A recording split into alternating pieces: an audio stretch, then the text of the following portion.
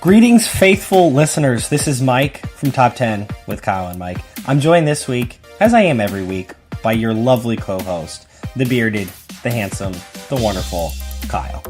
This week we're going to be talking about a topic. No idea what that topic is, but we're going to debate it. We're going to talk about it, and at the end of this episode, we're going to have a definitive top 10 list. Okay, dog, what do we got this week? Okay, Mike. As you know, and I know, at the time of this podcast recording, we're only a few short weeks away from the release of Mission Impossible 6 Fallout. I'm so happy. I've been wanting to talk about Mission Impossible. I have no idea what the access point was, but I've been wanting to talk about it, so I'm psyched to hear what your angle is. So, at first, I wanted to do top 10 Tom Cruise sidekicks and teammates from the Mission Impossible movie, ranked in order from most competent to least competent. Yeah. But it turns out they're almost all incredibly incompetent. They're not really good. They really are kind of doing the LeBron thing, where they've got one star player and then a bunch of chumps. There are a couple of mainstays in this series that are really good at their jobs, and that's why they're around for as long as they are. I also realized that unless you'd seen all of the Mission Impossible movies, this was going to be a pretty boring pod. And even if you had seen them all, you probably wouldn't remember half of them. Yeah. So I thought, how can we talk about Mission Impossible still? And now that the topic is far broader than that, we're going to be ranking the top 10 spies. And they're all fictional because all the real spies that are doing a great job, we have no idea who they are. That is very true. That is a hallmark of successful spying. Exactly. Like, if we could do a top 10 non-fictional spies list, that'd be bad news for us. Yes, that would be really bad news. Because that is one thing that the movies... it's interesting because I've always been kind of curious about the portrayal in books and movies of how open spies are with their secret identities. Because I think they either totally overplay it or underplay it. Because I think there's a reasonable argument to be made that actual super spies, they know you know who they are, like, in the community, in the espionage community. Like, nobody's actually an economic attaché to the embassy in, like, Marrakesh. And wears glasses like that. Yeah. Right, like, that dude's a spy, and I bet that all of the local Marrakeshi folk know that this person is a spy, so they're like, yeah, I'm Bond, James Bond, I'm the guy who spies on you. Like, I think there's a reasonable argument to be made for that. I love to imagine, like, like, the one guy knows he's a spy, and they're, like, talking at the water cooler, and then the guy who's being spied on is like, hey, I'm just going to the bathroom, I don't have a wire or anything, and they both have coffee, they're like, Yeah, I agree. I sort of picture, like, your average spy, like the guy who can't play Kumbaya in Role Models. He's just like, or that other person that we went to college with, whose voice we like to make fun of sometimes.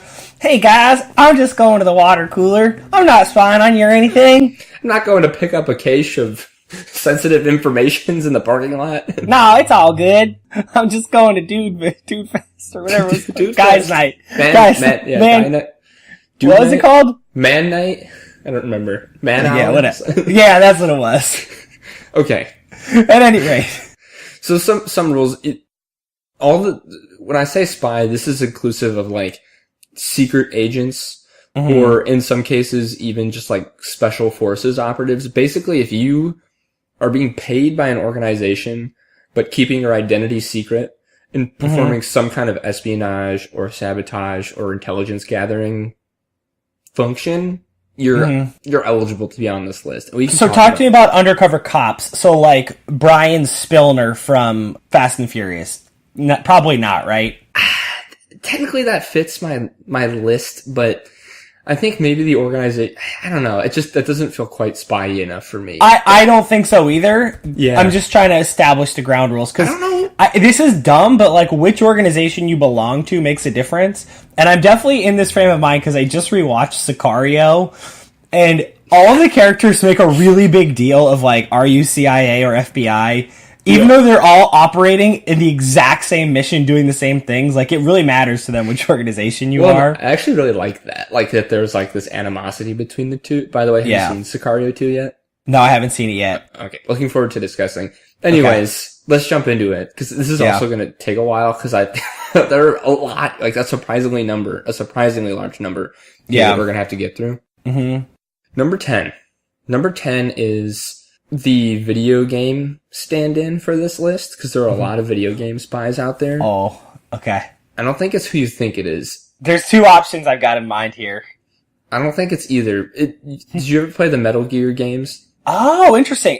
No, I played one. I bought one of them because it got like a 10 out of 10 on IGN, and I was bored to tears by it.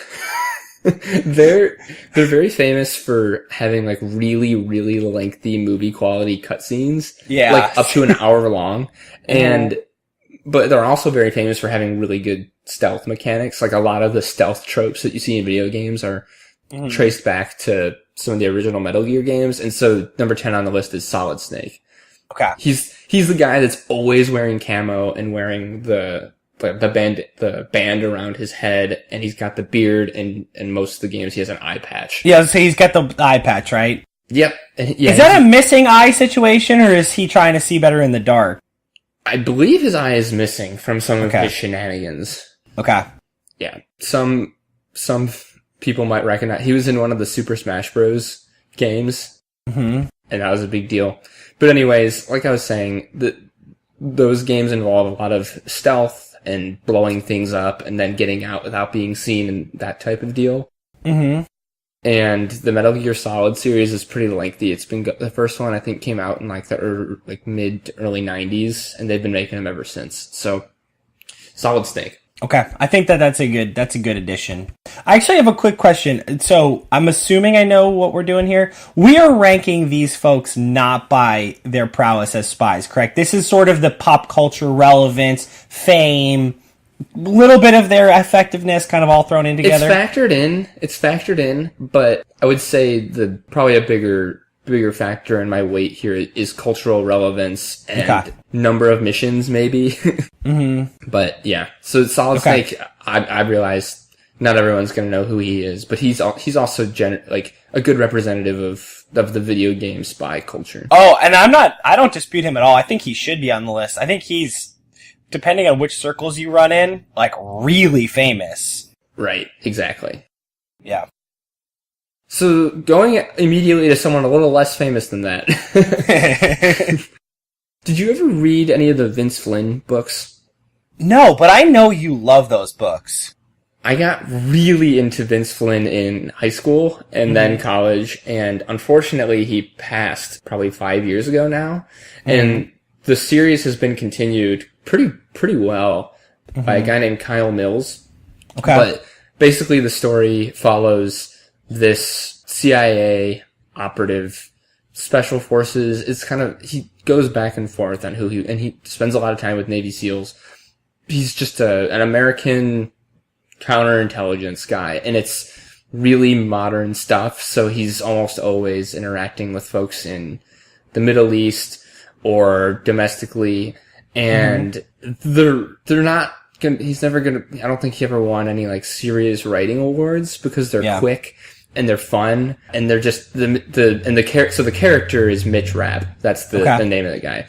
And I just love the books. And I know several people that read that. I think it's kind of like, if you've read one, you've probably read most of them. Yeah. And they kind of follow the same formula every time, but it doesn't matter. You still love them. But I like that. I think that's really, like the familiarity of somebody like that who can do that sort of book well. People underestimate how difficult that is and how pleasant that is. Right. So, and unfortunately, like I said, Vince Flynn died a couple years ago, but the stories are being carried on pretty well. And these are cool because they kind of blend like a really everyday kind of segments. And what also is kind of neat is that the perspective often shifts to his counterpart, who like operates on the bureaucratic side of all of this and like, helps run. It's like a higher up at CIA and kind of runs interference on that end for him, because obviously he's very roguish and doesn't always like to play by the rules. Of course, they never do. They don't like the rules. Well, that's the thing. The people that are typically attracted to this profession have some kind of rebellious streak in them already. Yeah, they're usually orphans. Almost always orphans. Almost invariably, they are orphans. That's true of our good friend Mitch Rapp. Yeah. Is he really? Yeah, oh yeah. Of course he is. That's awesome. But they actually came out with a movie. I don't remember what it was called. American Assassin, maybe? Was that a Vince Flynn? Yeah, and I think Michael Keaton was in it. But He was. I think he was the bad guy, right? I think he's training the good guy and then he turns out to be bad or something. Maybe. If he was based off of a character in the books called Stan Hurley, he's like the Godfather, like, I'll show you the ropes, kid, I used to do this type deal. Okay. Who never ended up being villainous in the books, but I could see them making that change for the movies. I didn't actually see it, but I heard it was pretty good. Yeah, I saw the trailer for it, and I actually thought it looked pretty entertaining. I've enjoyed this renaissance of Michael Keaton, so he's enough to kind of get me interested. Yeah, that was actually a prequel. He wrote a book called American Assassin, which was like 9th or 10th in the series. Mm-hmm. And kind of explained his background, his origin story of sorts. Mm-hmm. Anyways, we spent a little too long on Mitch Rapp, but I love those books and still keep up with the series, so definitely worth a mention, or a spot on the list, I think. Yeah, I think that's probably going to be one of the more, like, currently relevant people on this list. Well, we'll see. Okay. Number 8. I'm excited, because there's a couple that I really want to make appearances that probably shouldn't, but that I think will. Here's one that I think is on your list, is Austin Powers. Yes, Austin Powers, I am already arguing that he should be higher on this list. The only reason he's lower is because his actual prowess as a spy is essentially non-existent. However, so here's what I think. I think you need to take the spy's prowess and sort of scale it to the difficulty of their villains and their world. Because, like, if we were talking about Spy Fox, the complexity of his plots are less than the complexity of the plots in, let's say, Snake's world. So it's important that we scale how good of a spy they are. Austin Powers always saves the day. He always does. Yes, his villains are somewhat boobish, but he saves the day. That's true. Usually through some judo chop.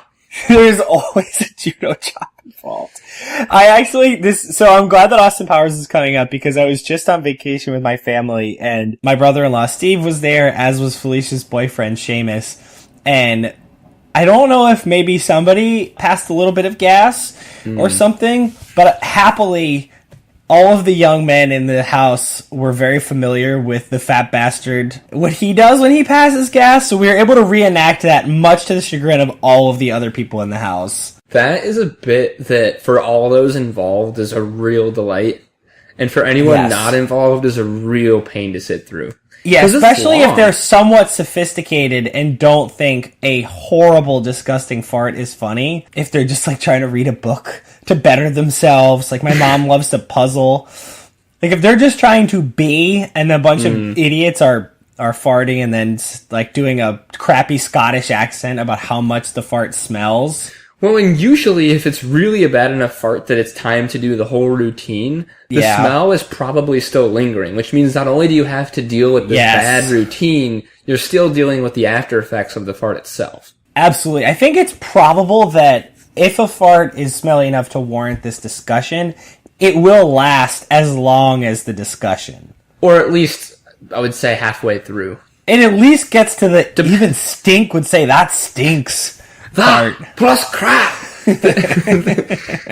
It depends. It's obviously there are a lot of factors involved. Is there a draft in the room? Is there a ceiling fan? There's what's the temperature like? Is anybody in a sumo suit? is your wire fighting team there? Austin Powers is great. I think, and after a lengthy, actually, it's worth mentioning that the fat bastard is himself a spy in the earlier movies. That is true. He tries to go legit. So for those of you at home, we're doing the, cars are the enemy. This is the little thing with his hand. Okay. Number 8 is Austin Powers. Austin Powers, yep. Number 7... His star was bright for probably 5 years. Mm-hmm. And outside of that, it's been pretty irrelevant. But I know, and I never actually watched this show, but when it was on, it was a big deal. At least I think I know who you're going to say, because I don't have much love for this character if it's who I think it is, but I remember people really getting into this.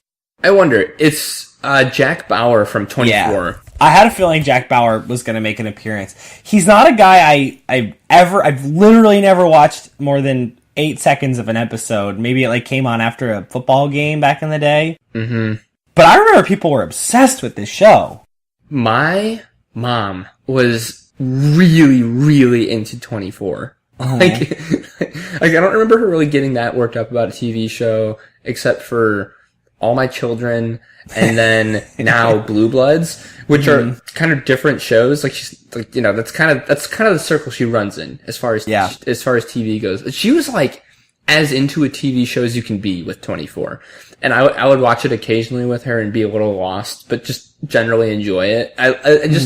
I loved the little trope of, not trope, it's pretty unique to the show, of pretty much any time a new scene starts, the clock reminds you what time it is. So every season is 24 hours? Yeah, exactly. So every episode is 1 hour in time. That's wild. Which is just a fascinating concept. Yeah. And I'm glad that it worked, because that's the kind of show you hear ABC is doing a show where every hour is an hour, and it's one season or one half season nowadays with the way TV works, and it's those first 12 hours weren't so good, and we're not going to do that anymore. And I think 24 was on for 5 seasons, maybe 6. Yeah, I agree. That's one of those ones. It just kind of feels like a gimmick, but it didn't work out that way. People really loved that. Yeah, and so it's weird to talk about a show and a spy that neither of us actually watched. Yeah, but I'm confident he fits the bill. Yeah, absolutely. So that's numbers 10 through 7, which means it's time for our not top 3. Okay. There should definitely be a few on this one. Yeah, number 3. This could very easily have actually made the list because it's based on a very famous television show. Or not a very famous television show, but a television show. Do you remember a couple years ago a movie came out called The Man from U.N.C.L.E.? Yes, it stars a mustache-less Henry Cavill, right? Exactly. Okay, yeah, and it's U.N. right? It's U.N.C.L.E. is an acronym for something covert. Okay. The show apparently is quite good, and people really liked it. The movie was not well received at all. And I don't know anything about the prowess of the spies in the film. I just know that it was poorly reviewed, and I was kind of reaching for some bottom 3s, so that's why The Man from U.N.C.L.E. is here. Okay, and that was directed by somebody kind of good, wasn't it? I'm not sure, but I think there was some hype surrounding. Yeah, I want to say there was reason to believe that was gonna be good. Right. I think I was actually, the trailer looked good, and I actually really enjoy watching Henry Cavill when he's, it's too bad that he's been made into a poopy Superman, because I actually think he's gorgeous and really like watching him. For example, I agree. I'm really excited that he's in the new Mission Impossible. That's a wonderful symmetry for this discussion.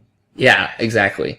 And is he sort of pseudo-villainous in, this new one, or he's a CIA guy. This is this organizational rivalry again, right? I think so, because in the trailer, Alec Baldwin maybe is if things go south, he will not hesitate to take you out. And then immediately smash cuts to Henry Cavill standing there with his mustache going, "That's the job." So, and then I'm really excited, and the campiness is going way up, because there's also a shot later in the trailer where he's leaning out of the side of a helicopter with a very large grenade launcher or some kind of Gatling gun type thing. Yeah.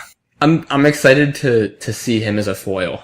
I think that it could be a good thing for our friend Henry Cavill. I think that there could be a slightly different direction to his career. I think we've realized that the Henry Cavill taking everything too seriously thing, it's not working. You know what I would like to see is the Hemsworth arc.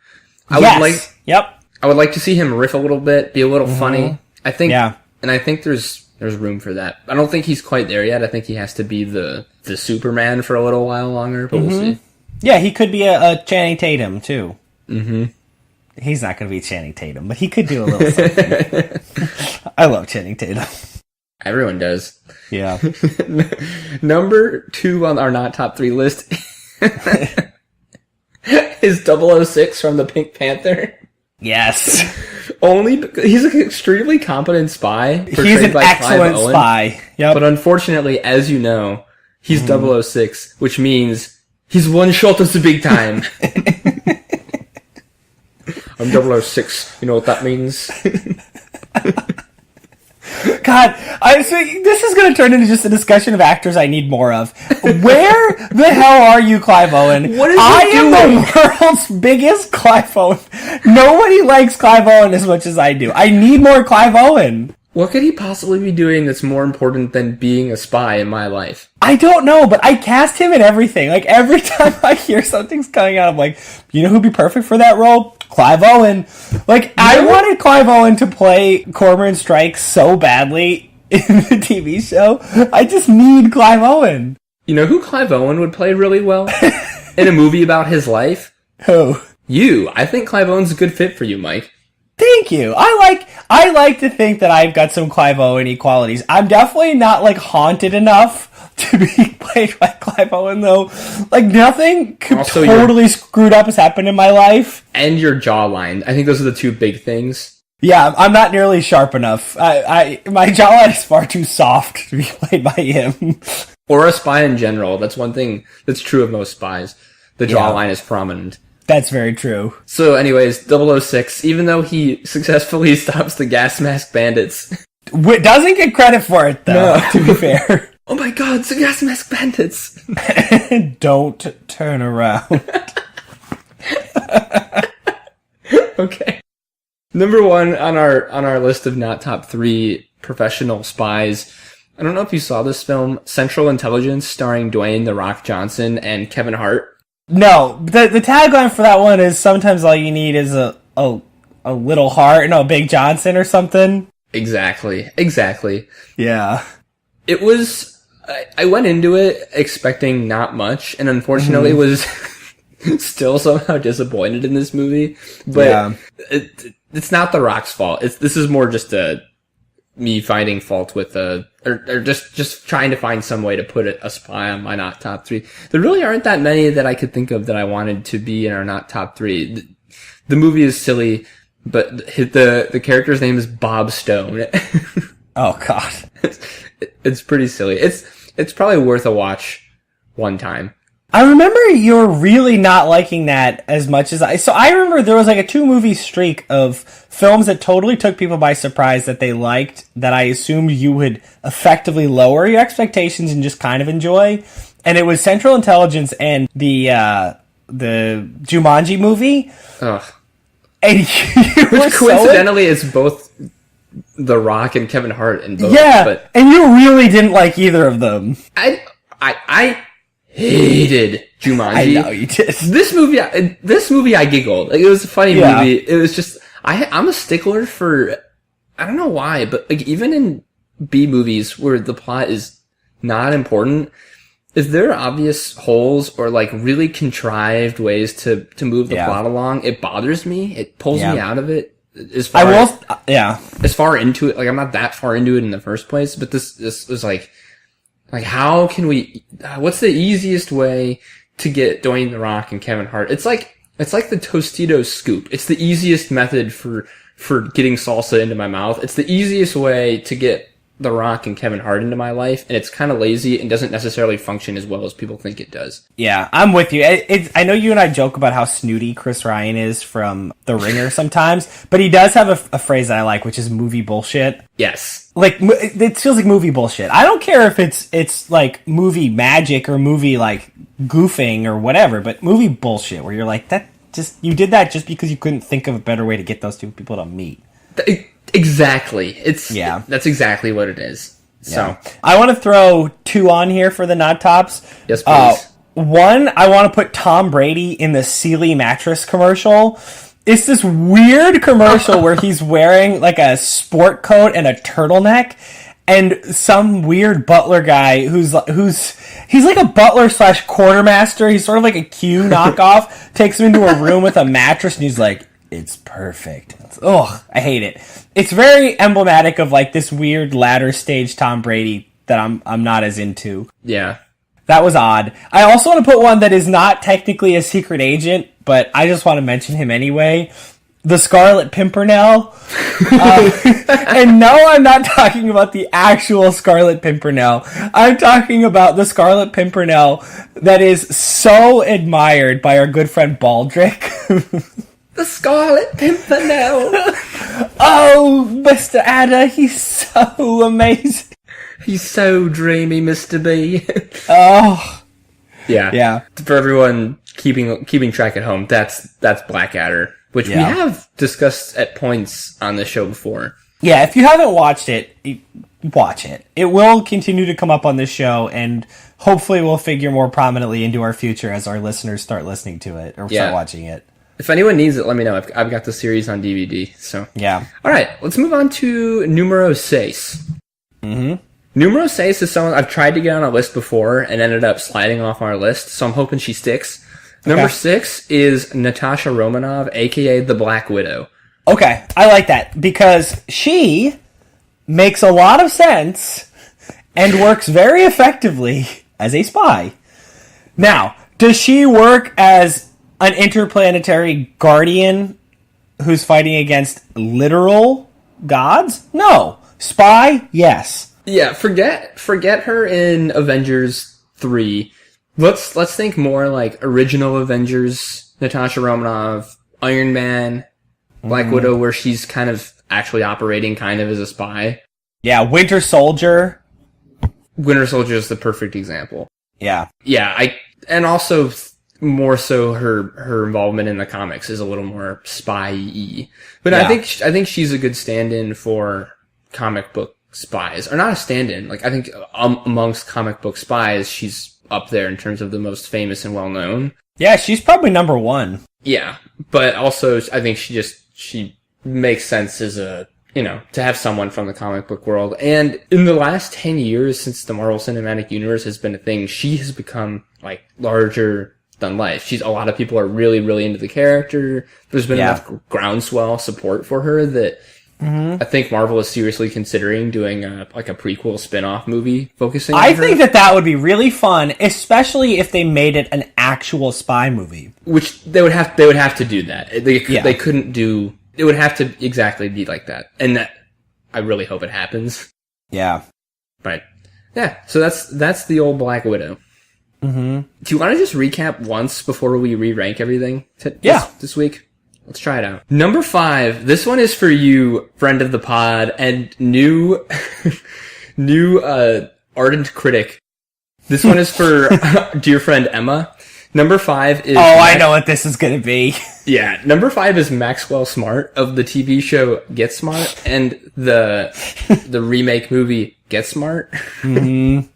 In the movie, he is portrayed by Steve Carell. But really, I think he belongs high on this list because the original Get Smart was probably the first spy parody that had been done.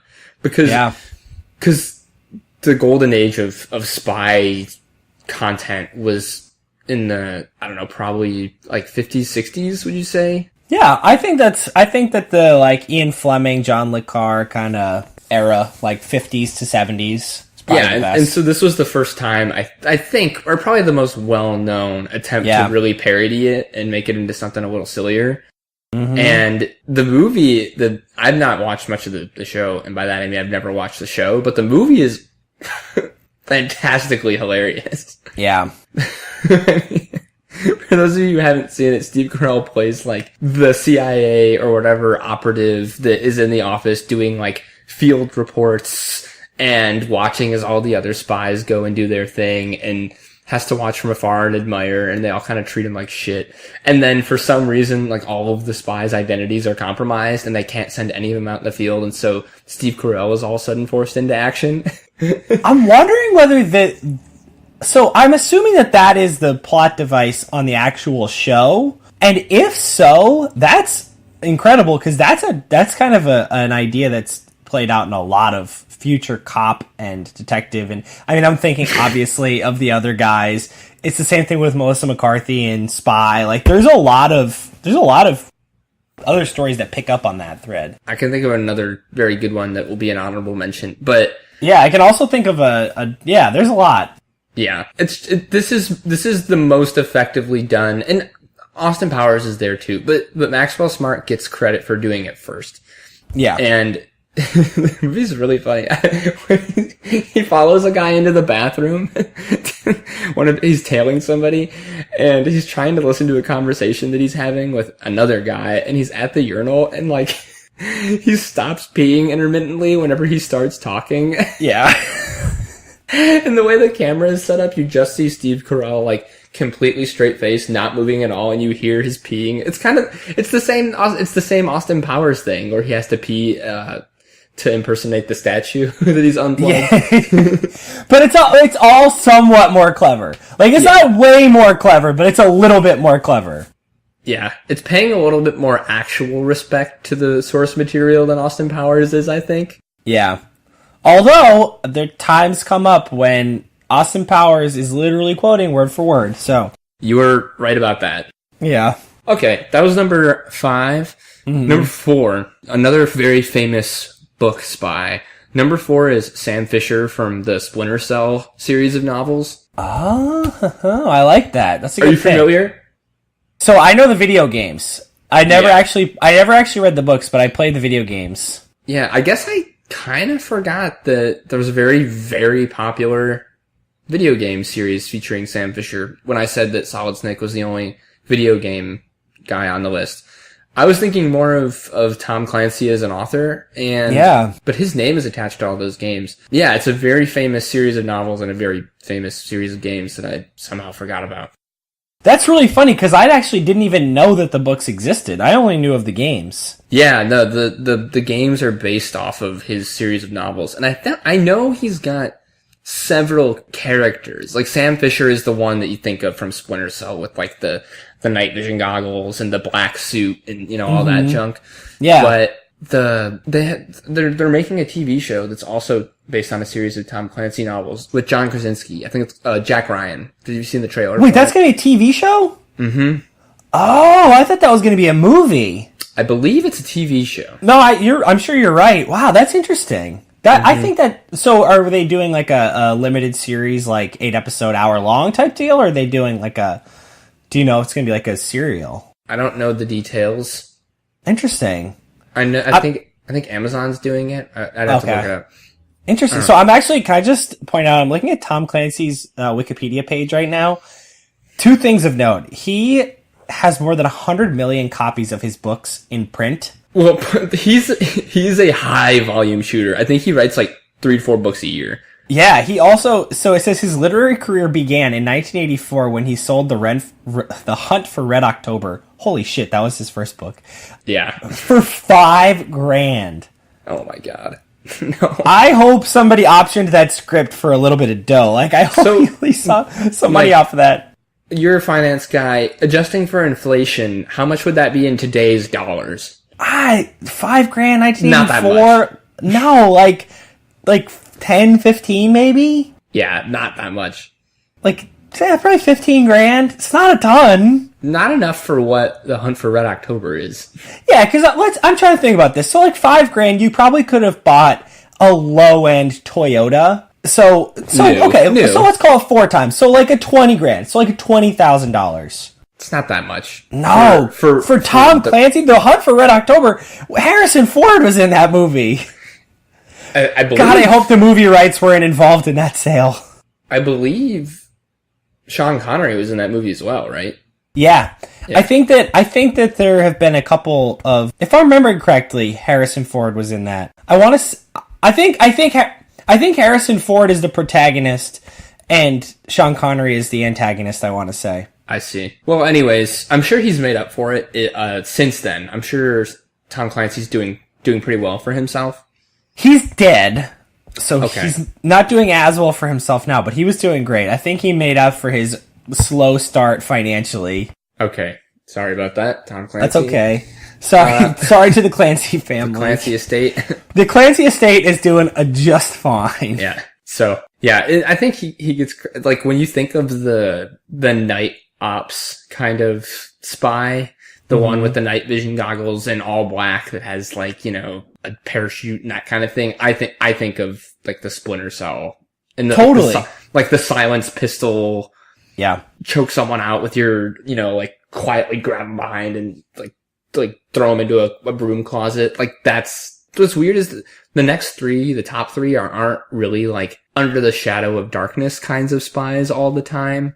You know, like, I think there's a distinction. Like there's the highfalutin, playboy kind of stuntman spy. And then there's the, you never knew he was there kind of spy. Well, okay. So I'm glad you brought that up because I actually think there's a couple more types of spy that I think, I'm really glad you brought that up because I was just thinking about there's some distinctions. We don't need to use names yet. I'm sure they'll come up. But there's a real archetype for the classic super spy. Yep. There is like the black ops type spy. There's a slight variation on that, which I'm guessing will also come up, which is sort of the modern black ops type spy, where they're not actually in black clothing, but they're really good at blending in. Yes. And then I think there's a different spy, which I'm betting is not going to show up on your list because I don't know how familiar you are with him. But I think somebody like this should rank highly, which is the really effective administrator type spy. Somebody who's just really good at tradecraft. So I'm excited. Well, the top three are going to be fun to discuss. Yeah. But before we do that, I want to go through a very lengthy list of honorable mentions. I was surprised at how long this list got. Mm-hmm. I've actually sorted them into categories. So, smart. The Just Missed It's. Maybe my personal favorite spy on this list, Johnny English. Yeah. He was one of the first ones I wrote. Definitely my favorite spoof spy, and also forced into action, kind of the same way Maxwell Smart is. Yeah. All of this, by the way, this is a terrible idea. Every single spy in MI7 shows up at the funeral for Agent 1. Yeah. And they put a bomb in the casket and they all die. All of them. And so where's Johnny English at the time? He's at the perimeter screening cars as they enter the facility, and the head, Pegasus, the head of MI7, says, "Everything in order, English." He goes, "Sir, you are now entering the most secure location in the whole of England." And yes. And as he's like leaning in to say this, the bomb goes off behind him. I remember the fireball. Like I have a mental image of the fireball behind him. And so this administrative goober that can't even get the right files for Agent 1, he can't even get the submarine hatches right, is pressed into duty. Can I just say, I think my favorite visual from all of Johnny English is him trying to spin the chamber on his gun. Or he might even have, I don't even remember if he has a semi-automatic, whatever he has. All of a sudden, all of the bullets fall out. That's like my favorite visual from that whole series. If you haven't seen Johnny English, it's really worth your time. I think it's so funny. I don't get tired of it. It's really well done. And it's hard to say no to John Malkovich as a villain. Yep. And also Natalie Imbruglia. Yes! Yeah. Is she in other movies, or is this like her one movie role? Dylan and I looked this up because we wanted to know, like, does she have an acting career? And she doesn't. She's just in this movie. Amazing. Okay. Number 2, well, in no particular order, Lancelot Eggsy from Kingsman. Yeah. Okay.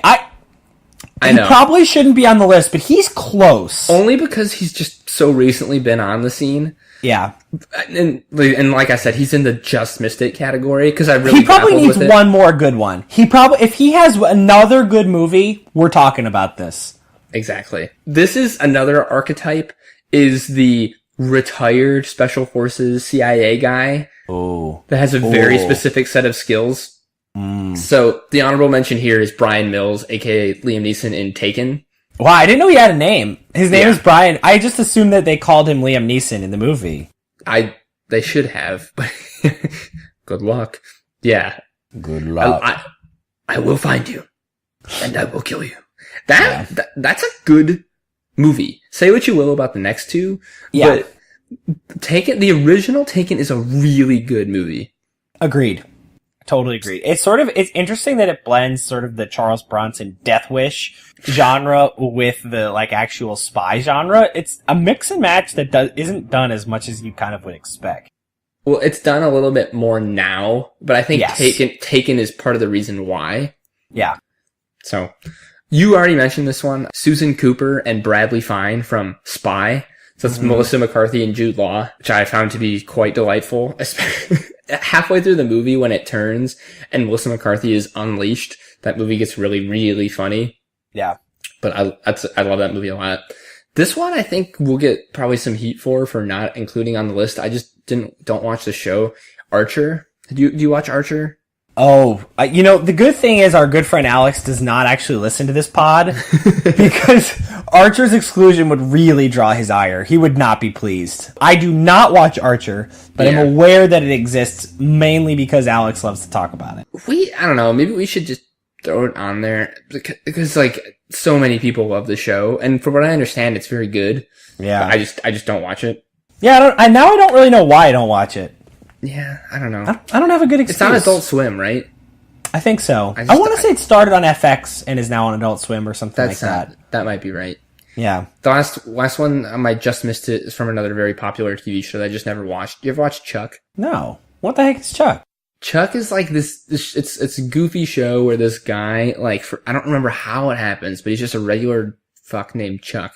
And he like, and he somehow gets like an actual spy's like brain patterns like scanned into his head, and so like this is coming. I'm remembering this now. He can like randomly and occasionally remember like really like how to do spy things, and like gets dragged into all these. It's an interesting concept where he's like involved in all these high level espionage type deals, but he's just like a random fucking guy that only at like just the right time remembers how to actually be a spy. Yes, I'm remembering this now, and I want to say he's played by some like goofball who we've seen in other things. Yeah, I don't know who it is, but it's a pretty goofy show. I never got really into it, but yeah, I know a lot of people that I know that have watched it really like it. So honorable mention. Okay, going into the cartoons, you mentioned one of my favorites, Spy Fox, which I think Spy Fox and Dry Cereal is just one of the most pleasurable. If you guys have ever played like any of the old Humongous Entertainment, like Pajama Sam or Putt Putt, it's the same type of like kids puzzle game, except it's Spy Fox. And the plot in Spy Fox Dry Cereal is that there's this evil mastermind goat that is in the process of basically making it so that cows can't produce milk anymore, and so he'll corner the world global market for milk at the goat milk market. Smart. Especially because this was like the late 90s before all of the alternative milks had come out. Yeah, exactly. Goat milk was still a thing then, too. So I love Spy Fox. It's really good. The old Spy vs. Spy cartoons, which I'm sure you've seen. I'm glad you mentioned that. I put that on my list. I'm not like I wouldn't call myself a Spy versus Spy guy, but I think that Allegius's dad would let you hear it if he didn't include Spy versus Spy. I think you're right. Yeah. They're so goofy with their long, like weird pointed noses and the hats, and like they're just silly. They're just so silly. And I also like they had a run maybe 10 years ago where they were being used in Mountain Dew advertisements, and they would like try to outdo each other to get their hands on the Mountain Dew. And it's very Looney Tunesy. Like they're using really goofy kind of methods to trick each other, and they're really cool. I'm a big fan of that genre. I feel like it's a really scary decision to make as a writer, to write no details, to just have like a plot that purely speaks for itself. And I know it's dumb to say that about Spy versus Spy because it's so goofy, but like that's a ballsy move to have such a plain setting with just these weird looking dudes, and it really works in such a weird way. It's amazing. I Googled it and read a bunch before we did this, and I ended up doing it for a lot longer than I meant to because they're just so delightful. Yeah. Next is Perry the Platypus from Phineas and Ferb. Nice. He's a fantastic spy. Up next are two more in the kids zone.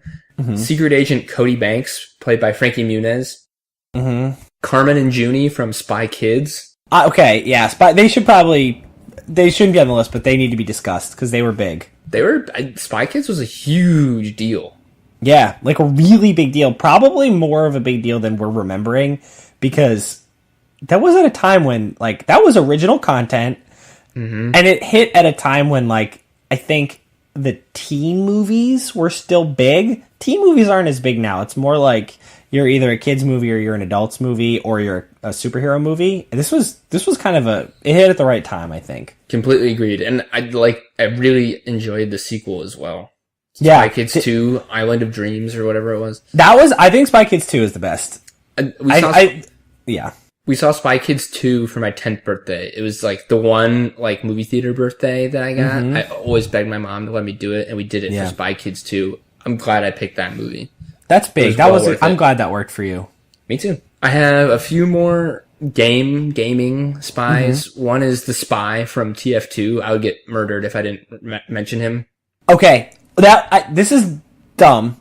That was literally the first spy I thought of. I don't know why, because it's not even close to the most famous or relevant spy at all, but that was the first one I thought of. Just very quick. Team Fortress 2 is a very famous team-based shooter that has been being played by a lot of people for a long time. And it is unbelievably addictive. It's so much fun. And if you've ever heard of Overwatch is basically like TF2 did it first, and some would argue better. But the spy is one of the classes, and he wears this like blue suit and has this weird eloping stride and can become invisible. And if you sneak up behind someone and get him with your little shiv, it's like a one-hit kill. And playing spies is really cool. And Kyle's brother can walk just like the spy. Yeah, it's very good. And so the other one is a significantly lesser known game called Counter Spy that I wanted to mention because the aesthetic is so cool. I think you actually might have played it when you did. You showed it to me, and it was so cool. It's a beautiful game. It's gorgeous, and it's this cool game where it's a side scroller, and at any time you can shift the perspective so that you're now shooting into and out of the screen. I've never played a game that shifts the perspective like that quite that way. It's a really cool game and a fun homage to like spy genre. The last one is the Filthy Spies from the Resistance. Have you ever played the Resistance with us? Yes. Yeah, those spies. This is just a plug for the Resistance, which is one of our favorite games and one of our earliest sponsors. I wish. A couple more spies that just didn't quite fit into any of these other categories. Tobin Frost from Safe House. Oh my god. Wow. Yeah, just to get the Denzel reference in here. Yeah. James Clayton from this movie that no one has seen but that I really like called The Recruit. He's a spy in training. It's Colin Farrell and Al Pacino. Have you seen this movie? I saw like an hour of it on TV like 10 years ago, but it's not I don't a good remember movie. Anything about it. I really liked it. It was like it in retrospect, it's a pretty rip-offy kind of movie. But like I hadn't seen any of the movies it was ripping off yet, so I thought it was like the greatest thing I'd ever seen at the time. Yeah.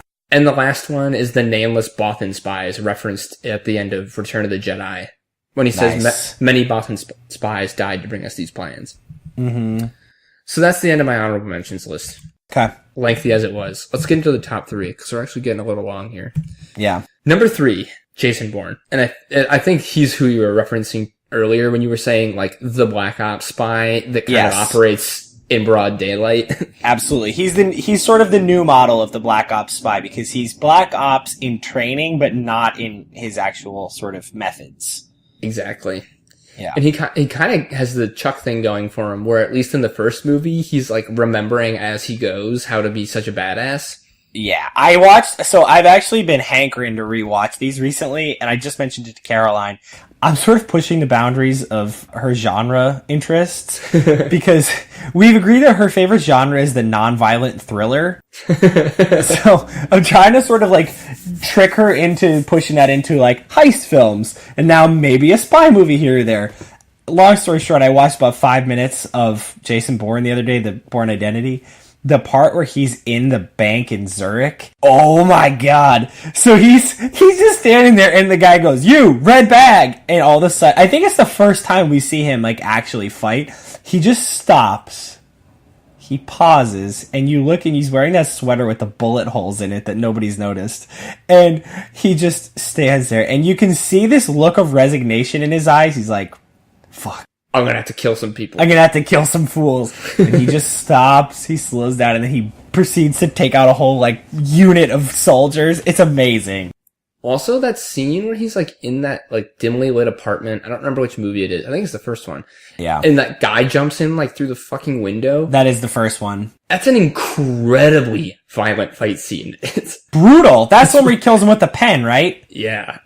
Then he, like, leaves him in the bathtub, and he's bleeding everywhere. It's like a super gory fight scene.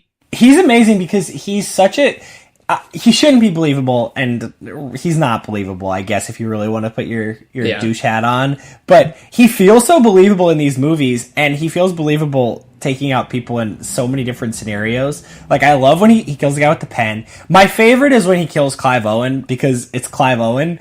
But it's such a great scene of Clive Owen, who's a very highly trained spy in his own right, chasing him down through the fields. I think they're in France at the time, I want to say. They're in, like, the hills in France. And Bourne is just better.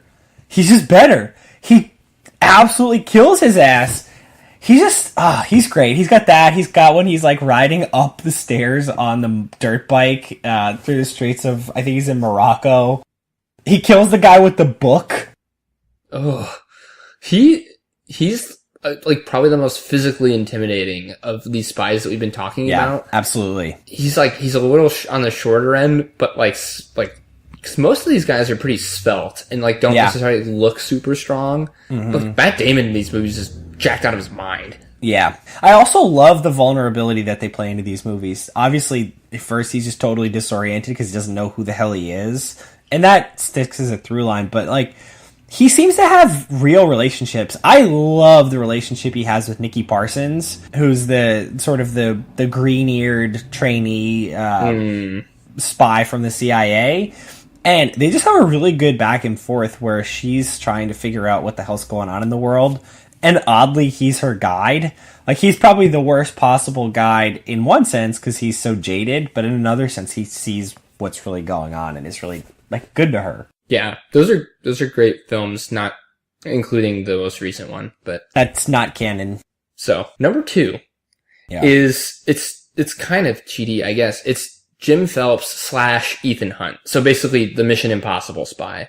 That's not cheating. Yeah, Jim Phelps was the protagonist of the original Mission Impossible TV show, and then the movies it's been Ethan Hunt, who most everybody associates with that series.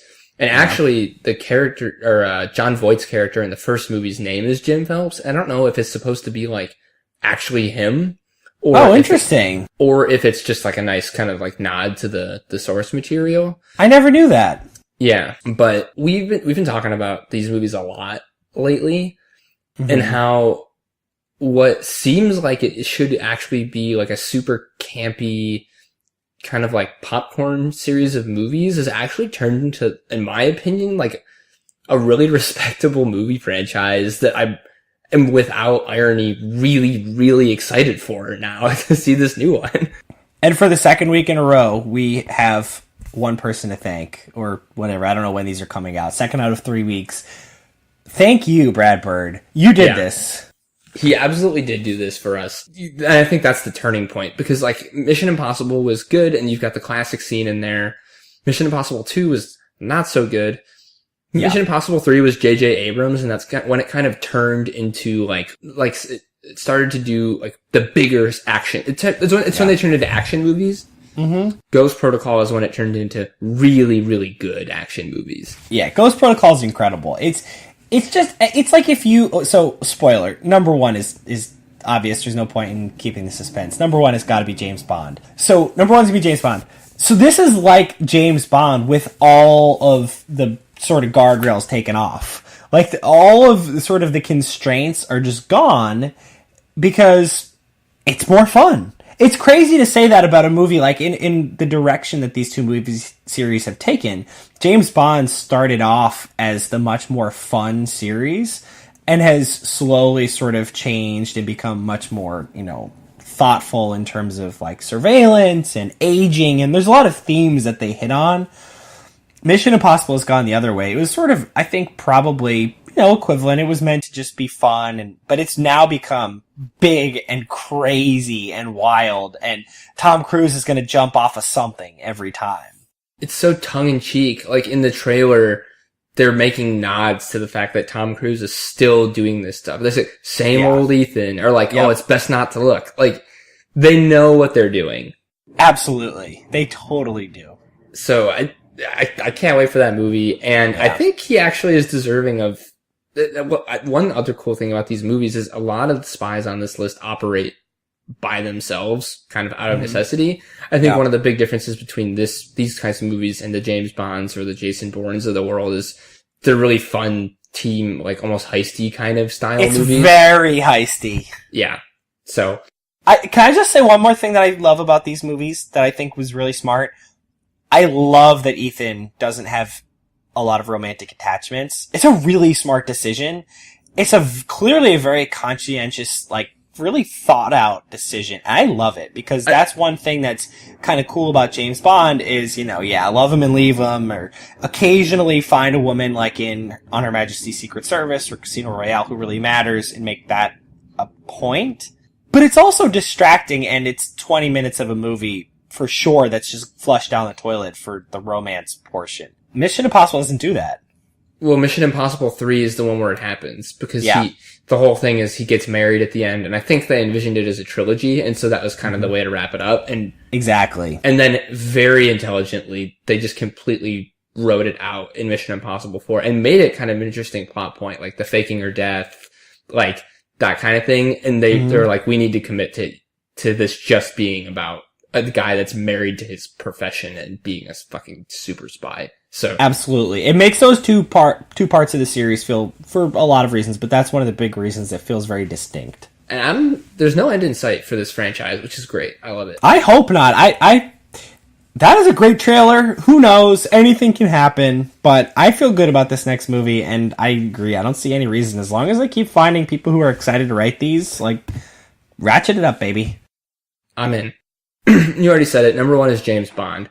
Yeah. Which we don't have to go into a ton of detail because I'm confident that we'll be doing another top 10 where we spend a full hour talking about James Bond in some capacity. Yes.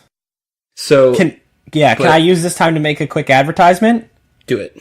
So my advertisement is the movies are incredible, and I'm not here to tell you that the movies are lesser than the books, because they're not. They're wonderful.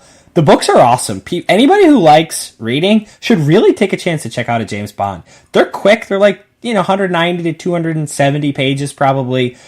Big text, sharp, really well written. Ian Fleming is a wonderful writer, and all the books are like the movies, but with some important thing changed. So you'll feel surprised and interested regardless of whether you've seen the movies or not. So I would say start with Ian Fleming if you're interested. Read one. Read From Russia with... And continuity doesn't matter. Read From Russia with Love is my favorite. Maybe Goldfinger. Read one of those. And then give a shot at some of the extended universe. There's actually some other people who have written some that are really good. I just finished the second Anthony Horowitz, who I love, James Bond novel. This wasn't Trigger Mortis, right? This was... No, this one was Forever in a Day, which I actually just realized doesn't come out in the US till the fall. I think I got the UK version, which makes me very happy. Yeah. But so that's my advertisement. I'd love to hear what you have, what your spiel is, but my spiel is check out the books. They're great. It's just, for me, when you watch spy movies and you're like, this is cliched, the reason it's cliched is because of these movies. Yeah. James Bond set the standard for spy films, and every single piece of spy content or material that's come out since then draws from it or was inspired by it in some way. Yep. Everyone in the world, if I said Ethan Hunt to you and you were a random person, you may or may not know it was from Mission Impossible. You may or may not have heard of Jason Bourne, Sam Fisher, Maxwell Smart. Every single person in this world knows who James Bond is. So many famous lines, shaken, not stirred, Bond, James Bond. Like, I don't know, you can go on and on, but like everything in this whole the reason we're doing this podcast is because of James Bond. And not to say that the content isn't, and it's not like it's not like some of the things where we'd reference it as like, this is what inspired it. In retrospect, you know, you have to understand the context, you know, like it was all good. It's all good and it's still good. And it's cool that people are so like culturally invested in who's the next Bond. You know, like totally. It's way more culturally relevant than anything else on this list. And I don't think anyone's gonna seriously have a problem with James Bond being number one. Nah, he's number one. He's been the standard for 50 plus years.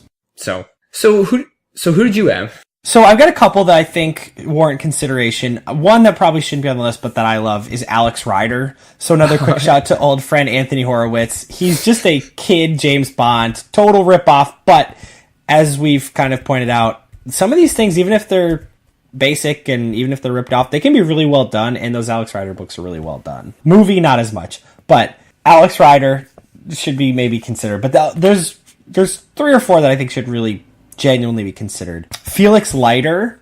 So Felix Leiter, I know we probably won't throw him on eventually because we've already got a James Bond representing the James Bond verse. But Felix Leiter is his American counterpart who shows up a lot in the books. He shows up a lot in the older movies, hasn't as much in the most recent ones. Great appearance from somebody that all of you listeners probably now know from Westworld, but Jeffrey Dr. What's his name on the show? Well. Oh boy, yeah, never mind. He's Anthony Hopkins' assistant, Bernard. So good point. Yeah, he's great. He's terrific. So in the books, he has some shark accident.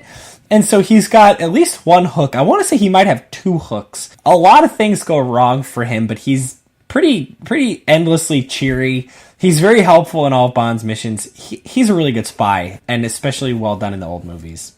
Agreed. All right, but a couple that I think we need to really consider. So one is Verloc from The Secret Agent by Joseph Conrad. So that's a story that inspired a lot of what sort of modern spy thrillers are all about. So Verloc is the secret agent from the title, and he ends up working for an anarchist cause, and things go pretty terribly wrong. He's a really good stand-in for the story about the spy who has something very seriously go wrong and then regrets it very deeply, and it F's up their whole world.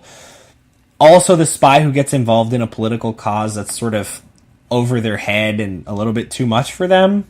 So I think Verloc should probably be on this list. Probably on the lower end because The Secret Agent it's not as boring as it seems. It's actually a pretty good book, but it seems very snooty and boring, but it's actually a really good one. Another one that I think should be considered probably for the back end of this is Wormold from Our Man in Havana by Graham Greene. So Graham Greene is very well known for being kind of a snooty writer, but Our Man in Havana is a really fun, really interesting novel about a guy who works for British intelligence and is stationed in Havana, who's giving all of these fake reports of all sorts of activity on the island in order to increase his prestige. And he ends up, I think, becoming like head of the section in Havana because of how detailed his reports are, but he's making it all up. And it's really like I want to say that was published probably in the, I'd guess the 50s, might be the 60s. It's a pretty early spoof of spies, and it's more a spoof of like British colonial bureaucracy, but he's a pretty influential figure. He's somebody who I think there's shades of him in all of these spoof characters, the Austin Powerses and the Johnny Englishes. So it's another one. But the one that needs to be on this list, and I think should probably be as high as like 3 or 4, is George Smiley. So George Smiley is the main character in most of John le Carre's novels. And he interestingly, in a way that's different from a lot of these characters, has a continuous story. So you can read any of his novels at any point you want, and it's not going to spoil it for you, but he does have an overarching character arc that runs through all of these stories. And part of that is that he ends up getting promoted to be basically the head of, they call it the circus. He's the head of the British intelligence services. He is a chunky, middle-aged to like late middle-aged guy who wears these oversized glasses, who if he tried to chase down a suspect would probably have a heart attack. But he's the smartest guy in the room at all times. He's also the quietest. He doesn't talk over anybody. He just listens. And he slowly and effectively solves all of these cases and ends up running really effective counterintelligence against the Russians, because that's, the enemy at the time. And it's interesting because the Tinker Tailor Soldier Spy, which was one of the most famous stories that he wrote, it's been made into a couple movies, including one starring Ben Kenobi. Yeah, I think I want to say he plays Smiley. He's kind of recreating a real scenario that happened where there was a very famous British spy who turned out to be a Soviet double agent, and George Smiley figures out who it is. He flushes him out. So he's a different archetype. He's the quiet, ruthlessly efficient administrator type spy, and he's, I think, the highest expression of that, and has been in the star of a lot of great books. And interestingly, the last thing I'll say, he's sometimes the main character and sometimes just on the periphery of the story in a really cool, very unique way. He's been a great spy for a very long time. Okay. Yeah, you're selling me. I like having someone that fits that archetype, because there's really no one on the list as it stands that is on that side of things more. Yeah. So, okay. I think he needs to be on there then. What do you see as vulnerable on my list, or some areas to do some trimming? So I think Mitch Rapp is probably somewhat vulnerable. And I think we could probably cut out Austin Powers and have a, spoof spy category where we could include our friends Austin Powers, Maxwell Smart, and I think my friend Wormold. So I think we can sort of make that a representative category of spoof spies, if that's fair. That's not too sweeping. Yeah, I think fuck it. Yeah, let's do that. So I think then I think we should put Verloc near the bottom of the list, so 9-10 area. And then I would maybe slide, I think we could do something as simple as slide everybody from Sam Fisher up one or down one, whichever direction, and move Smiley to 4. You put Smiley over Sam Fisher? Yeah, I think Smiley, if you were to take a multi-generational poll of kind of most important, most famous spies, Smiley is very high. Okay. Just for me, I don't know, I tend to put a lot of emphasis on brand recognition, and it's just like I don't know the name. I guess that people don't really know Sam Fisher's name either. I just think when I think of Tom Clancy, that's a higher cultural expression of the spy. But I'm not really gonna quibble with you. Let's put George Smiley at 4 then, and so leave Ethan Hunt and Jason Bourne at 2, 3. Then Smiley, then Sam Fisher. I think our group spoof spy shouldn't go lower than 6 then. Yeah, I think that would be the right spot for him. So Maxwell Smart, Austin Powers, and Wormold. How would one spell Wormold? Wormold. Okay, so it sounds. Yep. Okay, I agree with you. I think Mitch Rapp is a little probably just too much me really liking him. I think I want to keep Jack Bauer because I think we should have a good TV show spy on here. Yeah. And because 24 was for a time just the biggest deal there was. Well, I think if we keep everybody else and we just slot Verloc in at 9, I'd feel good. So so the way I would have it set up, it would go Bond, Hunt, Bourne, Smiley, Sam Fisher, our spoof category, Natasha Romanov. Is it Romanov or Romanova? I think it's Romanov. I don't know. Yeah, and then Jack Bauer, then Verloc, then Snake. Yeah, I can get on board with that. I would feel good about that as our list. Well, I mean, that's it then. That is our top 10 list of fictional spies. That feels like a list, my man. All right, good work, buddy. Hot damn. I'm looking forward to discussing Mission Impossible 6 Fallout with you. I am excited about just looking at this list again and just thinking more about it. Damn, I love spies. Amen, brother.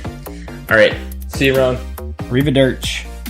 Alrighty, friends. That was our top 10 for this week, but now we'd love to hear your top 10. So please check us out on all of our available social media outlets, traditional outlets, whatever outlets we have. Check us out on Twitter at top10km. That's all spelled out, top10km. Our email, top10km, spelled the same way, at gmail.com.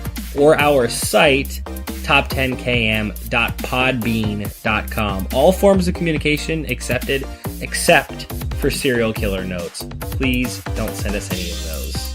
If you like the pod, be sure to subscribe wherever you get your podcasts so you never have to miss an episode of Top 10 ever again. If you didn't like it, please tell us why. We'll try to make the show better. Our theme music was composed by Kevin MacLeod, and our artwork was created by Erin Sant. You can check out her stuff at Sant Design on Instagram. Alrighty, goons. We'll see you next week.